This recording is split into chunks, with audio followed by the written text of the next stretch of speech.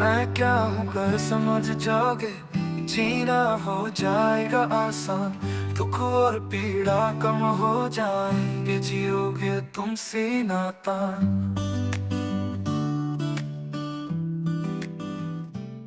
बाबा जी के प्रति कृतज्ञता अर्पित करते हुए सभी श्रेष्ठ भाई बंधुओं के प्रति, जितने भी हमारे विद्वान साथी हैं, प्रबोधक भाई हैं, उन सभी के प्रति कृतज्ञता अर्पित करते हुए आज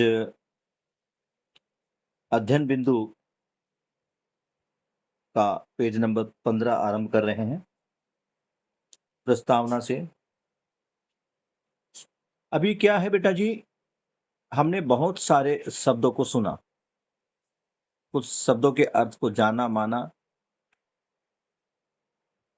उनको पहचाना। अब उन शब्दों पर हम और ज्यादा विस्तार से बात करेंगे। तो कल हमारी बात हुई थी कि इस पुस्तक में बाबा जी ने की पॉइंट्स रखे हैं कि जब ये जीवन विद्या का शिविर लिया जाएगा तो किन किन मुद्दों पर बात होगी। तो उसे को प्रारंभ करते हुए बाबा जी प्रस्तावना में लिखते हैं, जिसे हम देखते हैं मूल्यों के बारे में। तो हमारे पास ये मूल्य हैं: समाधान, समृद्धि, अभय और सहअस्तित्व। ये जीवन मूल्य हैं। जीवन क्या चाहता है? समाधान चाहता है। अभी तक हम केवल 9 मूल्यों पर बात कर रहे थे, लेकिन बार बार सुख, शांति, संतोष, आनंद, ये समाधान, समृद्धि, अभय, सहअस्तित्व ये आ ही रहे थे। तो ये भी मूल्य ही हैं। 30 मूल्यों में से 4 मूल्य जीवन मूल्य, 4 मूल्य मानव मूल्य, फिर हमारे पास 18 मूल्य आते हैं जिनको हम संबंध मूल्य बोलते हैं। इनमें से 9 मूल्यों को स्थापित मूल्य और 9 मूल्यों को शिष्ट मूल्य कहा गया है। फिर हमारे पास प्राकृतिक मूल्य है या वस्तु मूल्य बोल रहे, ये 2 है। तो कुल मिला के ये 30 मूल्य हैं। इस पुस्तक में पेज नंबर 22 पे ये सब दिया गया है। शुरुआत करते हैं पेज नंबर 15 पर प्रस्तावना से। यहाँ बाबा जी अभी तक जो शब्दों का हमने प्रयोग किया उन पर थोड़ा सा प्रभाव अपना प्रकाश डाल रहे हैं। पहले बात हुई समाधान की। हम बार बार ये बात करते हैं कि समझ के बाद मनुष्य समाधानित हो जाता है और उसमें समस्या की जगह समाधान आ जाता है, समस्या रिप्लेस कर लेता है, समाधान आ जाता है। और समाधान का होना ही है, उसी को बाबा जी ने बोला कि सुख है। समस्या से ही दुख है और समाधान से ही सुख है। तो यहां बाबा जी थोड़ा और प्रकाश डाल रहे कि समाधान है क्या। तो समाधान का अर्थ है क्यों और कैसे का उत्तर।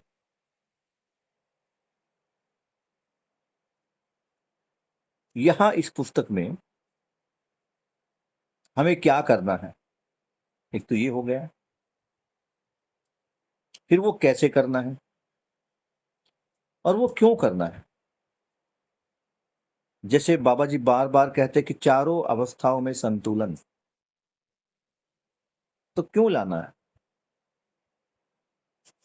वो इसलिए लाना है ताकि मानव अपने धर्म को प्रमाणित कर सके, अपने धर्म में रह सके, धर्म का पालन कर सके। अभी 3 अवस्थाएं अपने त्वय सहित व्यवस्था में है। ये त्वय सहित व्यवस्था में होना ही धर्म का पालन है। वो 3 अवस्थाएं हैं। ज्ञान अवस्था की इकाई मानव।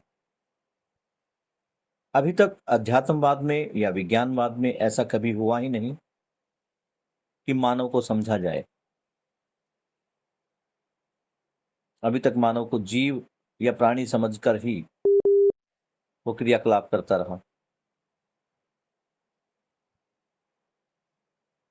तो अब मध्यस्थ दर्शन के आने के बाद मानव स्वयं को समझ सकता है, मैं क्या हूं ये जान सकता है, और ये जानने के बाद करना क्या है ताकि मुझे समाधान मिले, समस्या से मुक्ति मिले। तो वो क्या है और क्यों है, कैसे करना है, उसका उत्तरी समाधान। समाधानित होना मतलब मुझे क्या करना है, किसके लिए? अपनी व्यवस्था में आने के लिए। कौन सी व्यवस्था? मानवीय व्यवस्था। तो बाबा जी क्या बता रहे हैं? यहाँ पे चेतना विकास होना है। तो क्यों का जवाब है चेतना विकास। और चेतना विकास भी क्यों? ताकि प्रकृति में संतुलन आ सके। प्रकृति में संतुलन क्यों लाना है? क्योंकि धरती बीमार है। तो क्यों, क्यों और क्यों, अंततः हम मूल बिंदु तक पहुंचते हैं।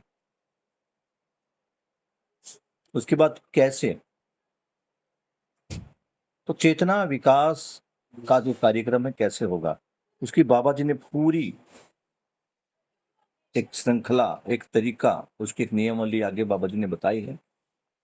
क्रम अनुसार वो सारी बातें बताई है, अभी आगे आएंगी। तो समाधान कहाँ होना है? समाधान मानव में होना है, जीवन में होना है समाधान। अगला है समृद्धि। मानव को अगर हम देखें तो वो 4 और 5 स्थितियों में जीता है। पहले वो स्वयं में, फिर परिवार में, समाज में, राष्ट्र में और अंतरराष्ट्र में। एक ये मानव की भूमिका है। मानव अपने स्वयं की व्यवस्था में जब त्वरित सहित होता है तो वहां जी रहा है, फिर परिवार संबंधों में जीता है, फिर समाज में सामाजिकता में जीता है, फिर राष्ट्र में राष्ट्रीयता के साथ और अंतर्राष्ट्रीयता में एक सूत्रता के साथ, ये जिसको हम सार्वभौम व्यवस्था है उसमें जीता है। तो अभी मानव स्वयं में समाधान कैसे मिले, दूसरा परिवार में समृद्धि कैसे आए। एक मानव समाधानित हो सकता है और समाधानित व्यक्ति ही परिवार में समृद्धि के लिए आगे बढ़ सकता है। एक व्यक्ति समझदार होकर परिवार के सभी व्यक्तित्व को समझदार करे, जितना हो सके अपना प्रयास करे। यहाँ परिवार को भी हमने बताया था, कल खोला था, विश्व परिवार की बात हो रही है। अगर मेरे परिवार में मेरे बच्चे नहीं समझ रहे तो मुझे रुकना नहीं है, हार नहीं मान रही है। अगर स्नेहा की बात लक्ष्मी नहीं सुन रही, माही की बात उसका भाई नहीं सुन रहा, तो हमें निराश नहीं होना है, हमें अपने और भाई बहनों की तरफ आगे बढ़ना है। ये बाबा जी ने क्लियर कट कहा है कि हर आदमी समझना चाहता है, हर आदमी समाधानित होना चाहता है, हर आदमी सुखी होना चाहता है। और इसी के कनेक्शन में बाबा जी एक बात और बोल रहे कि हर मानव 51% सही है, हर मानव। हाँ, बात ये अलग हो सकती है कि लक्ष्मी स्नेहा से ना समझना चाहती हो, वो शान्वी से समझ लेगी। माही का जो भाई है हो सकता है वो स्नेहा से समझ ले, स्नेहा का जो भाई है हो सकता है वो अंजलि या सानवी से समझ ले। लेकिन समझना हर कोई चाहता है, ये प्यास समझने की हर मानव में है ही। तो बाबा जी बता रहे हैं कि समृद्धि का क्या अर्थ है, ये हम जानते ही हैं कि परिवार सहज आवश्यकताओं से अधिक प्राकृतिक नियम सहज उत्पादन।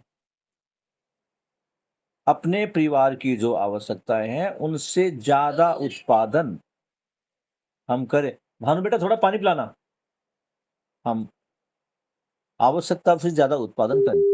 लेकिन यहाँ एक बात और अभी कनेक्ट की है, मैंने अभी ध्यान दिया, नियम, प्राकृतिक नियम सहज उत्पादन।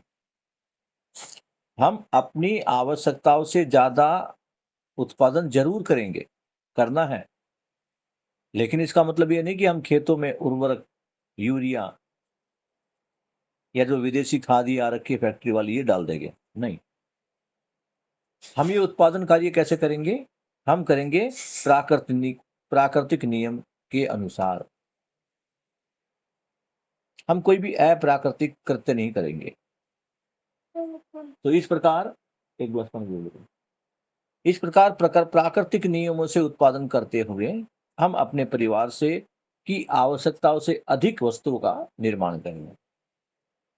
इससे क्या होगा? इससे हमारे अंदर भय नहीं आएगा, असंतुष्टि नहीं आएगी। क्यों? आदमी क्या चाहता है? अभी हमारे और तुम्हारे सबके मम्मी पापा क्या चाहते हैं? उनका मूल प्रयास क्या है? वो सुबह काम पर निकल कर जाते हैं, क्यों? ताकि वो अपने परिवार का पालन पोषण कर सके।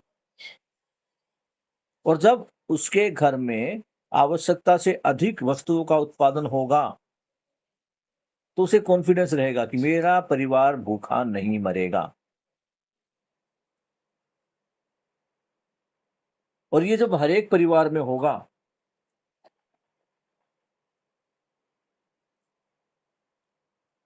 अभी तक तो ये भी दुख है कि अगर मैं समझदार हो गया, मेरा परिवार समझदार हो गया और समृद्धि के भाव में भी आ गया, तो मेरे परिवार के पास तो आवश्यकता से अधिक वस्तुएं हैं, लेकिन जो और व्यक्ति हैं हो सकता है मेरे घर पे चोरी कर लें। तो अभी भय है। फिर आगे देखते हैं इस भय का इलाज। अब है तो इसमें क्या होना है? ये भय भी है तो क्यों है? आज क्यों एक बेटी के साथ अन्याय होता है? आज क्यों एक क्लास का बच्चा दूसरे क्लास के बच्चे को मार रहा है? आज क्यों हम एक दूसरे का शारीरिक और मानसिक शोषण कर रहे हैं? ये जो सारी चीजें मैंने बताई, इसी प्रकार की घटनाओं से समाज में भय व्याप्त है। तुम्हें लगता तो होगा कि तुम्हारी मम्मी तुम्हें अकेले जाने से कहीं रोकती है और भाइयों को कहीं भेज देती है। उसका कारण ही ये भय है, ये पीड़ा है। ऐसा नहीं है कि मम्मी को तुम्हारे ऊपर यकीन नहीं है या पापा को तुम्हारे ऊपर यकीन नहीं है, लेकिन जो माहौल जो बना हुआ है, इस भ्रमित मानव ने अपने चारों तरफ ये जो असुरक्षा की दीवार खड़ी कर ली है, अविश्वास की दीवार जो खड़ी कर रही है, इसी के कारण वो तुम्हें आगे नहीं जाने देते। तो अभय को पहले हम समझ लेते कि अभय है क्या? तो अभय है परस्पर न्याय सुलभता। हम आपस में एक दूसरे के साथ न्याय कर पाए, ये न्याय सर्व सुलभ हो जाए, यानी हर व्यक्ति न्याय पूर्वक जी सके, यही है अभयता। मेरा परिवार समृद्ध हो गया। मेरा परिवार, ये 5 आदमी, इन्हीं को मैंने अगर अपना परिवार माना है, तो आगे भय रहेगा, आपस में भी भय रहेगा। और फिर इसको हम समृद्धि नहीं कहेंगे, ये संग्रह सुविधा हो जाएगी। तो समाधान पूर्वक समृद्धि और समृद्धि पूर्वक एक-एक करके सभी परिवार समृद्ध हो जाए। जब सभी परिवार समृद्ध हो गए, सबके पास आवश्यकता से अधिक वस्तु है। मान लो मैंने गेहूं का उत्पादन किया और शानवी ने दाल का उत्पादन किया और श्याम ने सब्जियां लगा ली, और हमारे पास सबके पास अपनी आवश्यकताओं के से ज्यादा सामान है, तो हम क्या कर सकते हैं? एक्सचेंज कर सकते हैं। आज दाल बनी है, मेरे पास दाल एक्स्ट्रा है, सानवी के पास चावल एक्स्ट्रा है, दोनों परिवार ने मिलकर दाल चावल खाए। इसे क्या है? यहां मूल्यों का निर्वाह हो रहा है। कौन से मूल्य का? मेरा और सानवी का परिवार एक है, ये हमने स्वीकार किया। सानवी का परिवार भी मेरा परिवार है। यहां न्याय जो है वो आपस में सुलभ हो रहा। तो दो परिवारों में और इसी तरह पूरे परिवारों में, पूरे समाज में जब परिवार न्याय संगत विधि से न्याय पूर्वक जीने लगेंगे, तो भय समाप्त होगा और अभयता आएगी। और जब ये अभेयता आ जाएगी, बाबा जी ने समृद्धि में एक शब्द जोड़ा है, प्राकृतिक नियमों का पालन करते हुए। जब मानव, सर्व मानव ज्ञानवान होकर अर्थात समझकर जागृति की तरफ बढ़ता है, अनुभव को प्रमाणित करता है, तो फिर वहां पे क्या होता है? आत्मा में किस चीज का अनुभव होता है? सहअस्तित्व का। तो जब स्वयं में समाधान, परिवार में समृद्धि और समाज में अभय होता है, तो फिर हम आगे बढ़ते हैं सहअस्तित्व की तरफ। सहअस्तित्व का ही अर्थ है चारों अवस्थाओं में संतुलन, यानी न्याय, धर्म, सत्य, नियम, नियंत्रण, संतुलन सहित जीना।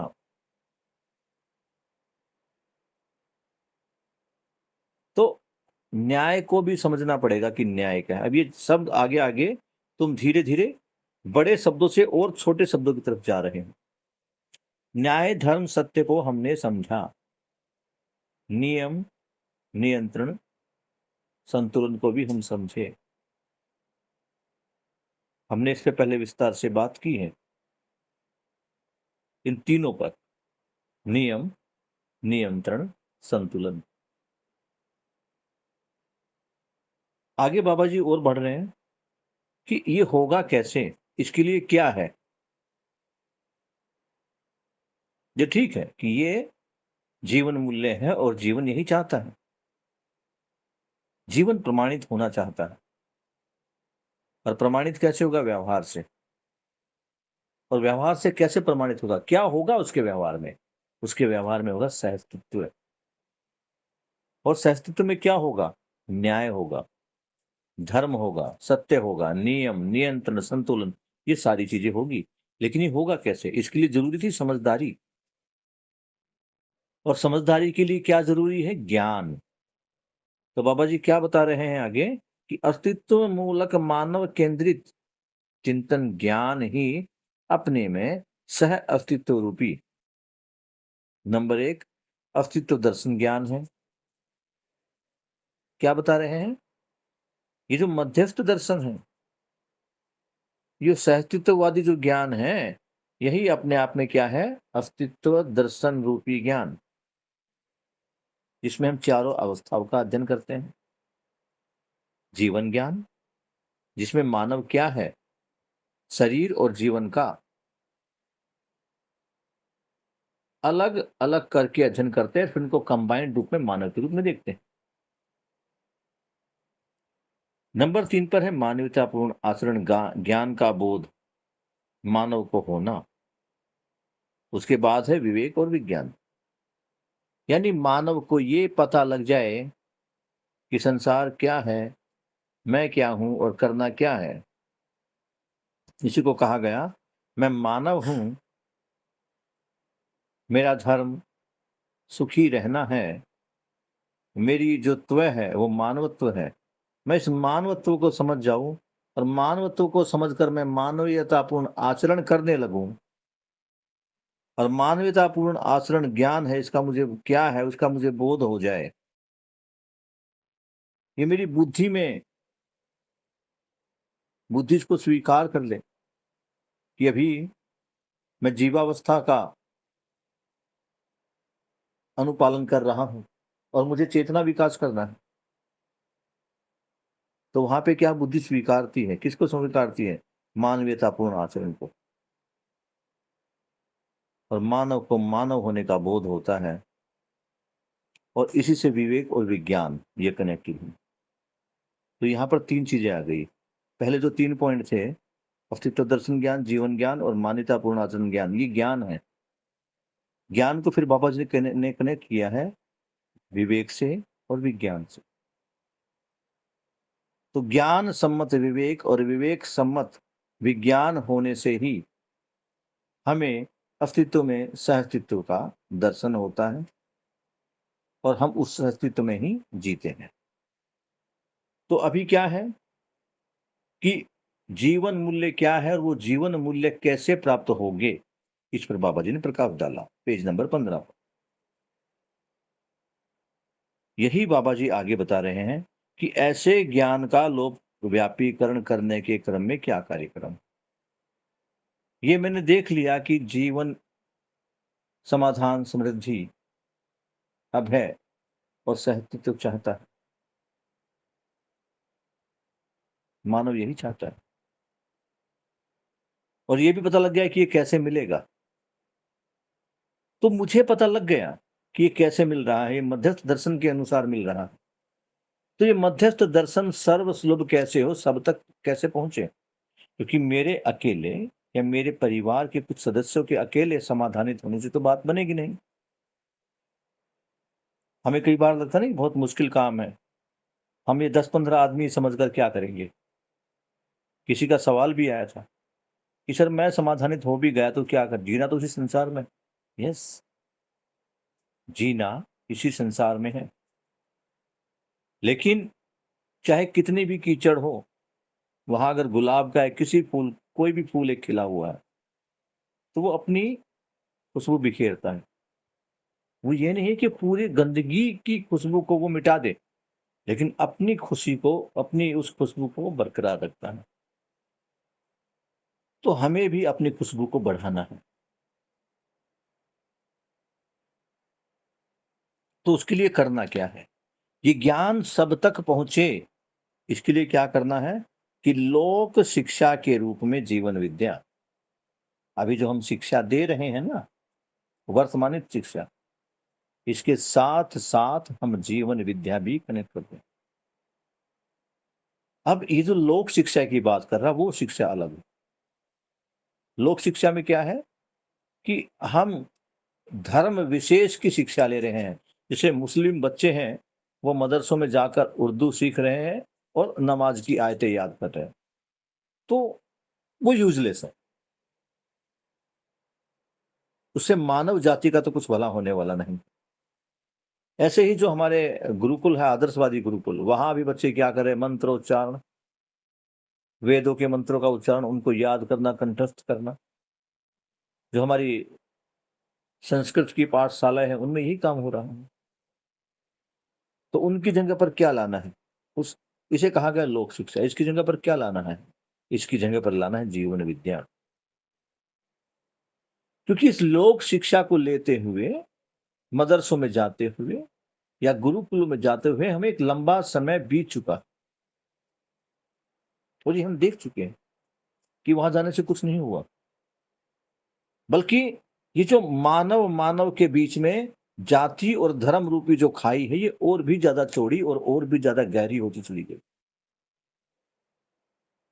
तो ये समझना पड़ेगा कि ये यूजलेस है। इसकी जगह पर हमें क्या लाना पड़ेगा? जीवन विद्या।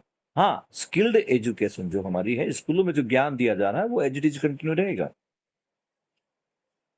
हमारा एसी में सोना, पंखे के नीचे सोना, कोयले से बनी बिजली का प्रयोग करना, ये भी बंद नहीं होगा, ये चलता रहेगा। लेकिन इनका उपयोग हम सदुपयोगिता में करेंगे। और सदुपयोगिता क्या है? मानव को शिक्षित करना, लोक व्यापीकरण करना, शिक्षा का और जीवन विद्या का। ये इनमें साधन के रूप में भी प्रयोग होंगे। भाई हॉल में बैठ के 3 घंटे वहां बैठ के एक एसी में, जहां 10-10, 12-12 एसी चल रहे हैं, 15-15 एसी भी होते हैं, 20-20 एसी भी एक हॉल में होते हैं, और वहां ठंडक में बैठ के हम कोई गंदी मूवी देख रहे हैं, कोई फालतू की बकवास चीजें सुन रहे हैं, या किसी कंसर्न्स में गए, किसी शो में गए हैं और वहां परेशान। तो वो मुझे लगता है कि संसाधनों का दुरुपयोग है। हम संसाधनों का प्रयोग भी कर रहे हैं और वहां से कुछ सार्थक नहीं लेके आ रहे हैं, वो और भी ज्यादा भ्रम फैलाने वाली वस्तु वहां से हम लेके आ रहे हैं। लेकिन उसी स्थान पर अगर उन्हीं हॉलों के अंदर जीवन विद्या कार्यक्रम होते हैं, तो वो सार्थक है, क्योंकि वो मानव को समझने में मदद कर रहे हैं। अगर मानव समझेगा तो मानव सहअस्तित्व में जीना स्वीकार करेगा। सहअस्तित्व में जीने का ही मतलब है कि पृथ्वी पर संतुलन आना।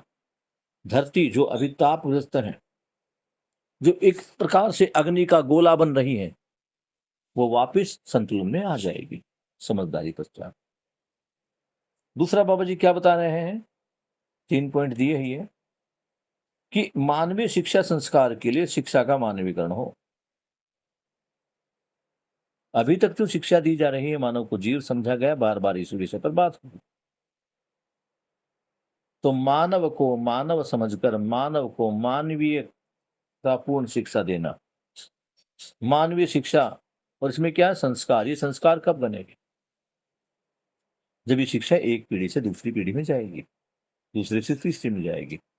जब दादाजी का ज्ञान पोते जी में प्रवाहित हो जाएगा, तब इसको कहेंगे कि ये परंपरा बन गई।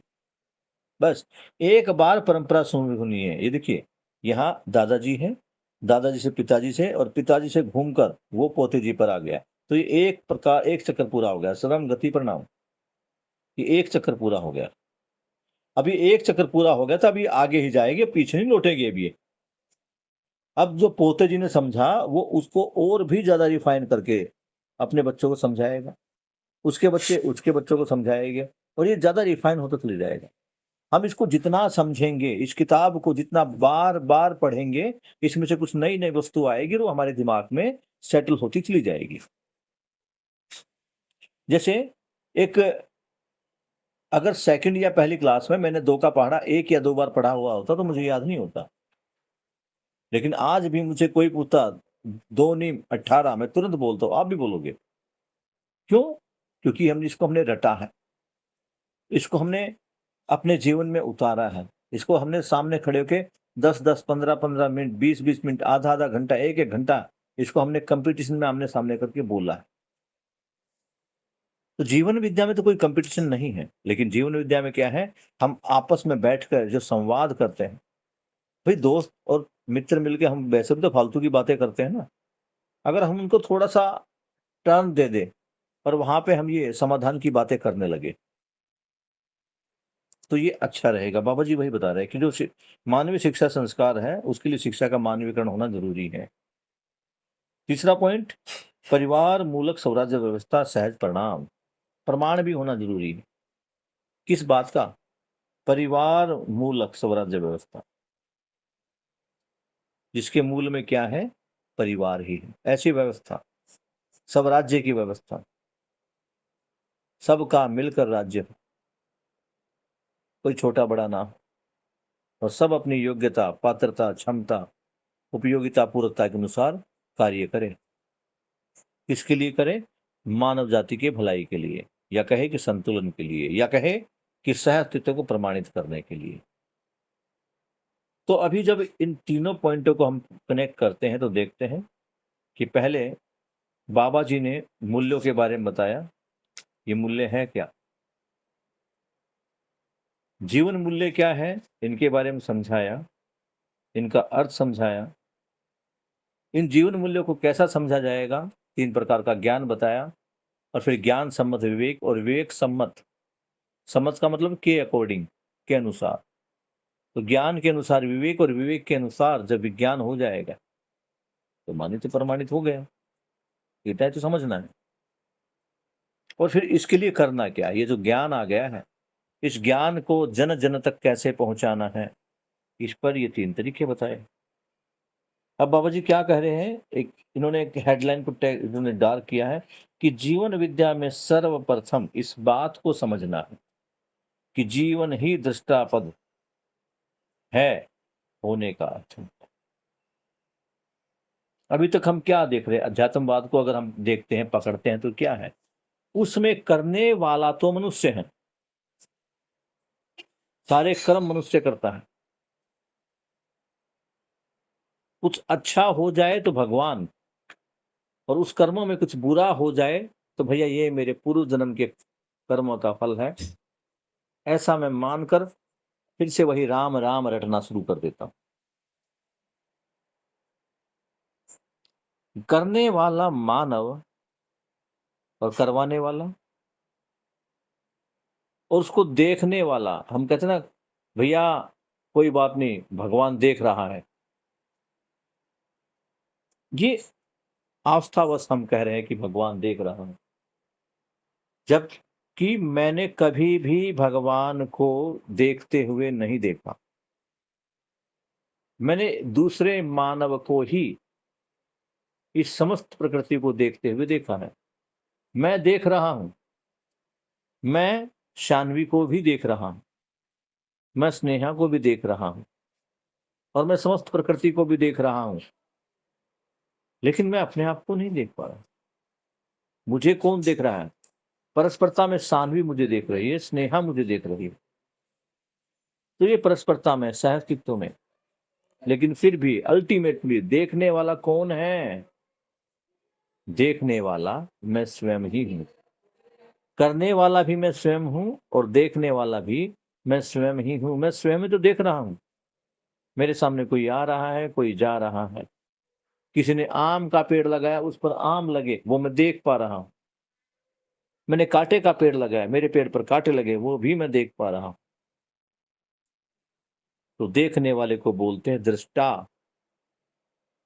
बाबा जी यही इस लाइन में समझा रहे हैं कि मानव ही दृष्टा है। और मानव में भी दृष्टा कौन? शरीर नहीं, जीवन। तो जीवन विद्या में सर्वप्रथम जीवन ही दृष्टा पद है, यानी जीवन ही देखने वाला है। इसका अध्ययन, इसको समझना है। यहां तक क्लियर है बेटा? किसी का कोई सवाल?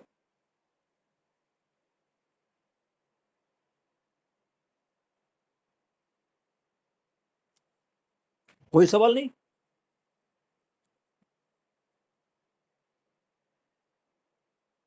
बढ़िया। मैं बार बार ये फैसला नहीं कर पाता कि ये मेरे समझाने का तरीका सही है, या तुम इतने मतलब निपुण हो गए हो कि जो समझाया जा रहा है वो तुम तक पहुंच रहा है।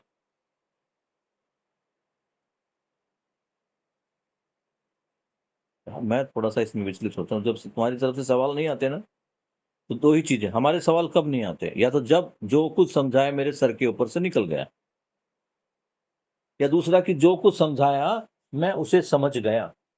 ये दो ही अवस्थाएं हैं। अब तुम किस अवस्था में हो उसको देखो। अब एक चीज और देखते हैं। हमने एक चीज को और देखा कि मनुष्य अपने कर्मों का फल भोगता है। तो करने वाला मानव अर्थात कर्ता, भोगने वाला कौन? मानव अर्थात भोगता। तो अध्यात्म में भी मानव को कर्ता और उपभोक्ता बताया है। लेकिन दृष्टा जो इस सबको देख रहा है उसको ईश्वर बता दिया। और ईश्वर भी कौन सा? रहस्यवादी ईश्वर। करने वाला मानव है लेकिन करवाने वाला ईश्वर डाल दिया। अब थोड़ा सा तुम्हारा सवाल तो नहीं आया, अब मैं एक सवाल तुमसे पूछता हूं, जवाब सोचना। हम कहते हैं कि मानव करने वाला है लेकिन करवाने वाला ईश्वर है। अगर मानव गलत कार्य करता है, उल्टे सीधे कार्य करता है, पाप कार्य करता है, तो उसे नरक, और धर्म सम्मत या सही कार्य करता है तो उसको स्वर्ग। अब मेरी समझ में ये नहीं आ रहा, जब करवाने वाला भगवान है, अच्छा भी भगवान ही करवा रहा है और बुरा भी भगवान ही करवा रहा है, तो फिर ये स्वर्ग और नरक मानव को क्यों मिल रहा है? ये तो भगवान को मिलना चाहिए। अगर मैं गलत काम कर रहा हूं, मैं किसी बहन बेटी के साथ कोई छेड़खानी कर रहा हूं, मैं किसी के घर में चोरी कर रहा हूं, मैं किसी मानव के साथ दुर्व्यवहार वाला कार्यक्रम कर रहा हूं, तो करवाने वाला तो भैया भगवान ही है ना। तो फिर इसका फल, इसका दंड मैं क्यों भोगूं? इस कार्य के लिए मुझे तो स्वर्ग में भेजो भैया। अगर तुम्हें नरक में भेजना तो भगवान को भेजो, क्योंकि करवाने वाला वही है।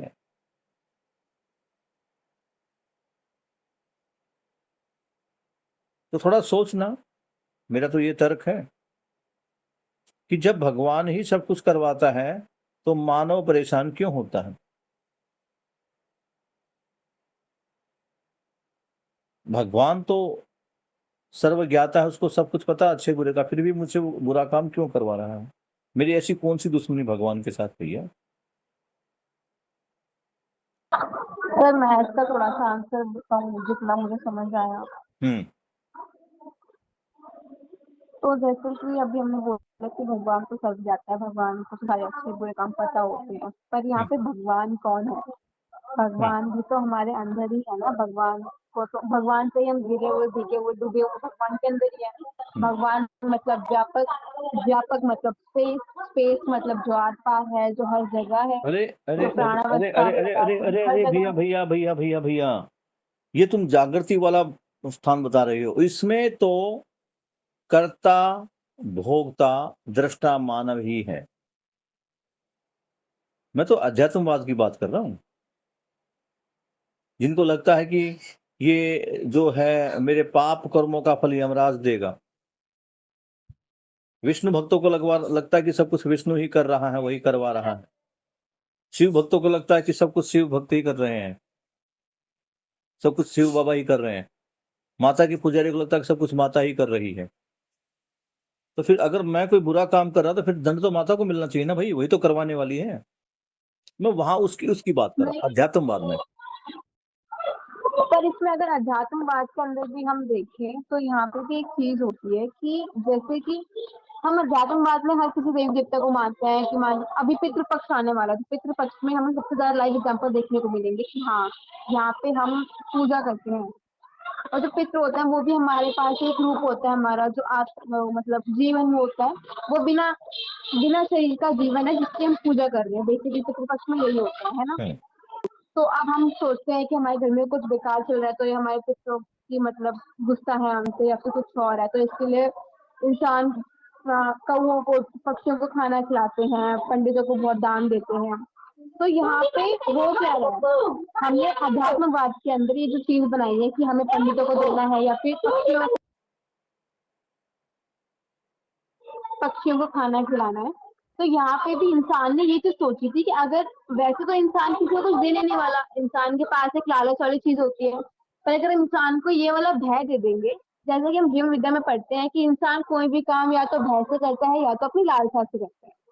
तो यहाँ पे वो दोनों चीजें आ जाती हैं कि अगर हम यहाँ पे भय दे देंगे कि हाँ ये हमारे कुछ पितृ होते हैं जो हमारे पूर्वज हैं, अगर हम उनके नाम पे कुछ कुछ ऐसे काम करेंगे, यानी कि पक्षियों को खाना खिलाएंगे या फिर जो साधु संत होते हैं उनको कुछ सामान देंगे, तो वो हम पे खुश हो जाएंगे, ये उनका भय हो गया। और उनका लालच ये हो जाता है यहाँ पे कि हमें उनकी कृपा मिलेगी, जबकि कृपा हमें उनकी नहीं मिल रही होती जो मतलब अपना शरीर छोड़ चुके हैं, वो उस जीवन की हमें कृपा नहीं मिलती।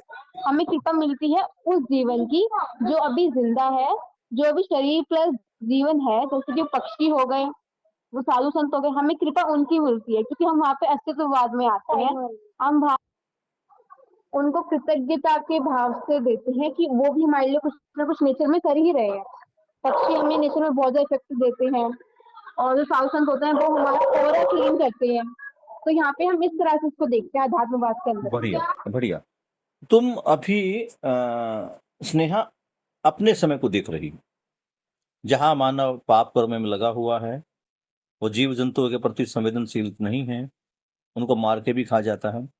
ठीक है, लेकिन ये तो परंपरा आज से नहीं चलती आ रही, हजारों वर्षों से, या कह कि सैकड़ों हजारों तो मैंने नहीं देखे, लेकिन कई 100 सालों से चलती आ रही है निकालने के प्रति। और तुमने भी अभी कहा कि बाबा जी कहते कि मानव के हर कार्य के पीछे भय और प्रलोभन है। तो पहले मानव जानवरों के साथ जो मानव का व्यवहार था वो कुल मिला के कुछ ठीक था आज के मुकाबले। तो ऐसा नहीं था कि मानव जीव जंतुओं को भोजन नहीं दे रहा था। मुझे ध्यान है कि घर में कुत्ते के लिए, गाय के लिए अलग से रोटियां निकाली जाती थी, और वो हमारे खाने से पहले ही निकाली जाती थी। मैंने देखा है इसको। तो ऐसी बात नहीं थी। अब यहाँ ये देखना पड़ेगा कि ये जो भय और प्रलोभन जो मानव को दिया गया, भय तो क्या कि तुम्हारे पितृ खुश हो जाएंगे, तुम्हारे पर कृपा बरसाएंगे, ये लालच दिया गया। और भय क्या था कि अगर तुम ऐसा नहीं करोगे तो पितृ दोष लग जाएगा। अगर वास्तव में देखा जाए तो ये अपने पूर्वजों को, अपने परिवार के सीनियर साथियों को, या वो साथी जो आज हमारे बीच में नहीं, उनको याद करने के लिए था। लेकिन इसमें भय और प्रलोभन डाल दिया। ये किसने डाला? ये डाला इन धर्म गद्दियों ने। उनका मूल उद्देश्य क्या है कि इस भय और लालच के द्वारा आदमी को इतना प्रभावित कर दे कि वो इन गद्दियों के मुंह से निकल ही ना सके और इन गद्दियों की ताकत और भी ज्यादा बढ़ती चली जाए। और ऐसा ही हुआ। तो ये कुछ गद्दियों ने मिलकर, धर्म गद्दी ने मिलकर ऐसा कुछ षड्यंत्र रचा है। आप देखिए ना, खाना किसको खिलाया जाता है? उस दिन खाना कौन खाता है? ब्राह्मण। मेरे घर पे किसी की मृत्यु हुई, पूरा परिवार शोक में डूबा हुआ है, लेकिन उस ब्राह्मण के लिए क्या बन रहा है? खीर, हलवा। पीछे क्या डाल दिया? अगर भैया ये खाएगा तो ऊपर तक जाएगा। और फिर उसके बाद कथा भी बना दी है। गरुड़ पुराण ऐसी पुस्तक लिख दिया भैया कि उसमें सब कुछ बता दिया है कि एक आदमी के मरने के बाद भी साल भर तक तो हमें ब्राह्मण को देना ही है। हर महीने ब्राह्मण के लिए वही पूजा पाठ, उसको खाना खिलाना। फिर ब्राह्मण कहेगा कि भैया ऊपर वो गए हुए हैं, आत्मा को ठंड लग रही है।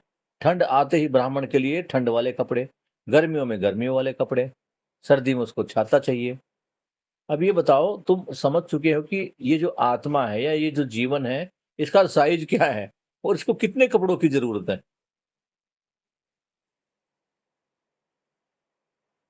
ना? रेत के एक कण के भी 1,00,000वें या 1 करोड़वें हिस्से के बराबर है एक जीवन। और गति, भैया गति तो उसको पूछो मत, क्या गति है उसकी। वो एक माइक्रो सेकंड से भी और उसको भी छोटा करते हैं, तो इतने समय में तो पूरे शरीर की हर कोशिकाओं से गुजर जाता है। इतनी गति है उसकी। और वो क्या कह रहे हैं कि उसको नदी पार करनी पड़ेगी, उसको ये पार करना पड़ेगा उसको। तभी सुनना गरुड़ पुराण मैंने सुनी है। वैतरणी नदी आएगी, वो वैतरणी नदी इतनी खतरनाक है कि वो खून की नदी है, उसके अंदर हड्डी और मांस है, उसमें से ले जाया जाएगा। और अगर तुम ब्राह्मण को साइकिल दे दोगे, ब्राह्मण को नाव दे दोगे, तो वो नाव तुम्हारे उस आत्मा को लगेगी, पूर्वज को लगेगी, और वो उस आत्मा में उस कठिन नदी को पार कर लेगा। कितने प्रकार का, किस तरह से आदमी को भ्रमित किया गया, ये समझने वाली वस्तु। तो बाबा जी यही कह रहे हैं, ये जो लोक शिक्षा है ना, इसकी जगह जीवन विद्या को प्रचलित करना पड़ेगा, मध्यस्थ दर्शन का प्रचार, वो लोकव्यापीकरण करना पड़ेगा। समझ आएगी तभी तो। ये गद्दियां ऐसे हिलने वाली नहीं है। और ये गद्दियां तुम्हें क्या सोचता है, ये अपने आप को, इन गद्दियों में एक खास बात है, इन्हें केवल अपनापन दिखता, अपना वजूद दिखता, और अपने वजूद के लिए कितनों को मारना है, कितनों को काटना है, कितनों को जलाना है, कितनों को शहीद करना है, इनको कोई फर्क नहीं पड़ता। कितने लोगों ने कुर्बानियां दी, कितने लोग मरे, कितने लोगों ने फांसियां खाई है, लेकिन आज भी क्या हम आजाद हैं? बस इतना ही फर्क था कि पहले अंग्रेज राज कर रहे थे, आज ये कुछ उद्योगपतियों के रूप में ये नेता राज कर रहे हैं।